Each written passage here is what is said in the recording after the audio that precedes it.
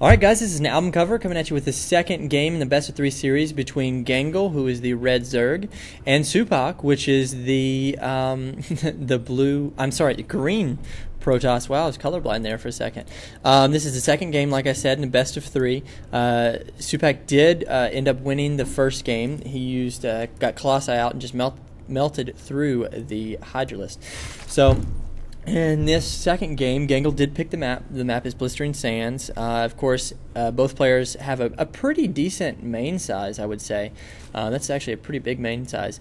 And of course, you've got this medium-sized ramp on one side of your base, but on the other side of your base, you have these destructible rocks behind this foliage that blocks vision. So a lot of times with Terran, you'll see them build a bunker right here, or Protoss a pylon, or Zerg could do Creep Tumor, or stick an Overlord back there.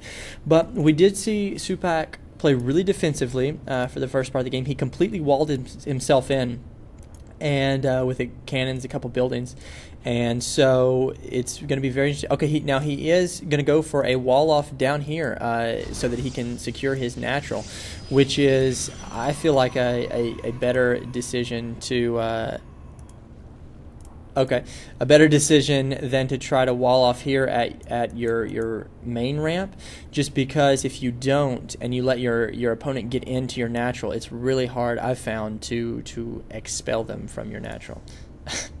And Gangle is talking some trash there. Got a quick pull, looked like a 9 or 10 pull, and going to go ahead and stick that pressure on Supak, but Supak is going to, look like, completely wall himself in again. So not very concerned with scouting the enemy after he got his initial information. Now he is sticking a pylon back here. This could be really interesting. We could see now his second building was a forge instead of a cybernetics core. So if he could get out a quick cybernetics core, we could see him do some warp gate action, and then that would be very, very hard to stop. These two Zerglings ran straight past this probe, and I don't think that... Nope. Gangle does not see that pylon, so this could be very, very interesting. We're going to see a cannon right here on behind this gateway, and plus we've got a zealot out of here. They can just stick in this little corner right here and just really hold off Zerglings all day long. So again, Supak being very, very defensive and waiting until he's got the army to push out, and that did work for him the first game, so we'll see how it goes for him the second game.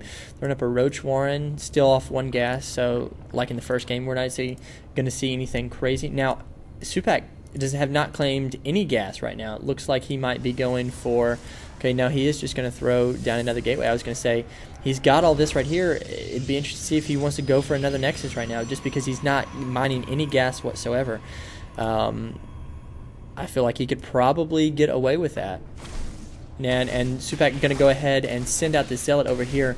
A lot of times, because I'm a Zerg player, if I can't get in the front door here on this map, I will just go ahead and send my Zerglings or whatever I have back here, the back door, just to get some sort of use out of them, since they were denied the front door. But try to do that, but that Zealot will block that. Then we're going to see fast roaches, which no, I wouldn't say fast roaches, excuse me, but we are going to see some roaches, so that hopefully Gangle can keep putting this pressure on here, and go ahead and keep Supak on his toes, and maybe go ahead and go for an expansion.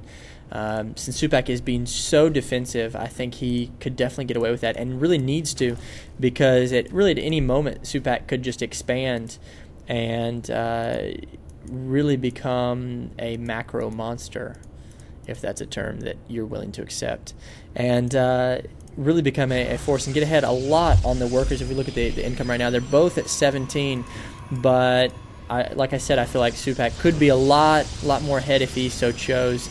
And he is going to wait to get his final 2 gates, looks like in the 4-gate rush, until right when his Cybercore finishes. Although he is not getting Warp Gate because he doesn't have enough gas. So it looks like he's going to get enough nat gas right now. And still, there it goes. All right, and we're going to see him chrono boosting that and saving that up. So these roaches, though, lots of roaches. 11 roaches are really going to be a factor, though, that he has to continue. Supak does. He's going to come up here on the back side and could take out this Zealot. Of course, Supak will know that this is coming because his Zealot is going to die, but he could possibly get into this building, into his base before Warp Gate completes. So that is going to be something that Supak is really going to have to deal with right now. Look at the production tab. Look at the production tab. We've got 3 Stalkers on the way and 1 Warp Gate, so probably going to see using some Stalkers to try to kite away these roaches and snipe a couple of them off.